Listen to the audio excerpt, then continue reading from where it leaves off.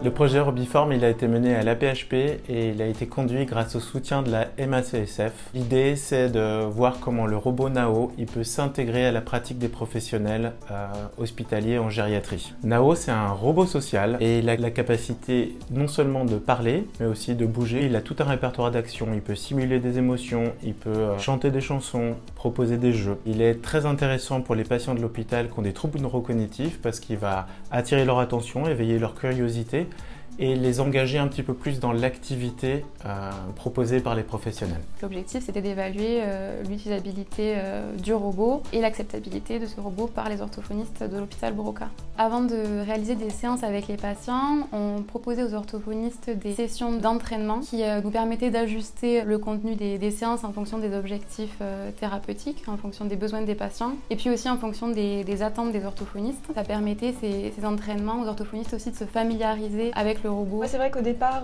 quand on nous a parlé d'intégrer le robot aux séances de rééducation, j'ai été réticente pour diverses raisons, dont le fait de casser la relation thérapeutique qu'on a avec le patient quand on est en relation duel. C'est vrai que l'installation du robot et avant la création des séances demande beaucoup de travail, beaucoup plus que quand on est seul avec le patient.